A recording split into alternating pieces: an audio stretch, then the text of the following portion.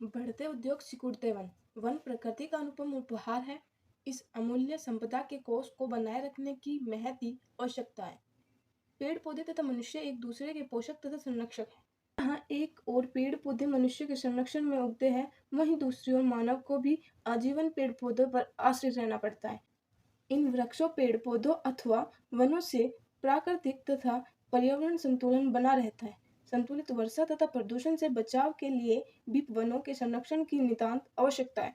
इतना ही नहीं, शस्य श्यामला, भूमि को बंजर होने से बचाने, भूस्खलन, पर्वत स्खलन आदि को रोकने में भी वन संरक्षण अनिवार्य होता है। वन प्राकृतिक सुषमा के घर है। इन्हीं वनों हमारे देश में तो वृक्षों को पूजने की परंपरा है। हमारी संस्कृति में वृक्षारोपण पुण्य का कार्य माना जाता है तथा किसी फलदार अथवा हरे भरे वृक्ष को काटना पाप। पुराणों के अनुसार एक वृक्ष लगाने से उतना ही पुण्य मिलता है जितना 10 गुणवान पुत्रों का यश। आज हम वन संरक्षण के प्रति न केवल उदासीन हो गए हैं, वरन उनकी अंधाधुंध कटाई करके स्वयं अपने पैरों पर कुल्हाड़ी मार रहे हैं, जिससे प्रकृति का संतुलन बिगड़ गया है। बढ़ती हुई जनसंख्या के लिए आवासीय भूमि तथा उद्योग धंधों की बढ़ती आवश्यकता ने हमें वनों की कटाई करने पर विवश कर दिया है।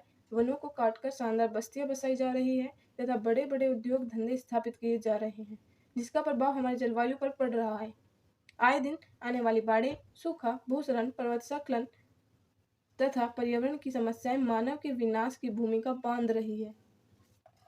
ये समस्याएं चेतावनी देती है, हे मनुष्य, अभी समय है, वनों की अंधाधुंध कटाई मत कर, अन्यथा बहुत पछताना पड़ेगा। पर मानव है कि उसके कान पर जू तक नहीं रेंगती। वह वनों की कटाई के इन दूरगामी दुष्परिणामों की ओर से जानबूझकर आंख मूंदे हुए है। हमारे वन हमारे उद्योगों के लिए मजबूत आधार प्रस्तुत करते हैं। ये ईंधन, इमारती लकड़ी तो प्रदान करते ही है, साथ ही अनेक उद्योग धंधे के लिए कच्चा माल भी उपलब्ध कराते हैं।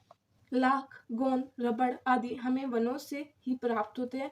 प्लाईवुड, रेशम, वार्निश, कागज, दिया सलाई जैसे अनेक उद्योग धंधे वनों की ही अनुकंपा पर आधारित है। ये वन ही भूमिगत जल के स्रोत है। आज नगरीकरण शैतान की आंत की तरह बढ़ता जा रहा है, जिसके लिए वनों की अंधाधुंध कटाई करके मनुष्य स्वयं अपने विनाश को निमंत्रण दे रहा है। सिकुड़ते जा रहे वनों के कारण पर्यावरण प्रदूषण इस हद तक बढ़ गया है कि सांस लेने के लिए स्वच्छ वायु दुर्लभ हो गई है। बड़े बड़े उद्योग धंधों की चिमनियों से निकलता धुआं वातावरण को प्रदूषित कर रहा है। बेमौसमी बरसात तथा ओलों की मार से खलिहानों में पड़ी फसलें चौपट होने लगी हैं तथा धरती मरुस्थल में बदलती जा रही है। वनों की कटाई के कारण ही पर्वतों से करोड़ों टन मिट्टी बह कर नदियों में जाने लगी है। सबसे गंभीर बात तो यह है कि पृथ्वी के सुरक्षा कवच ओजोन में भी बढ़ते प्रदूषण के कारण दरार पड़ने लगी है। यदि वनों की कटाई इसी प्रकार चलती रही तो वह दिन दूर नहीं जब यह संसार धीरे धीरे काल के गाल में जाने लगेगा और विनाश का तांडव होगा। आज आवश्यकता इस बात की है कि वनों की अंधाधुंध कटाई पर रोक लगाई जाए। काटे गए वृक्षों के बदले वृक्षारोपण करके इसकी क्षतिपूर्ति की जा सकती है। कटाई के स्थान पर उद्योग धंधे ऐसे स्थानों पर स्थापित किए जाए जहां बंजर भूमि है तथा कृषि योग्य भूमि नहीं है।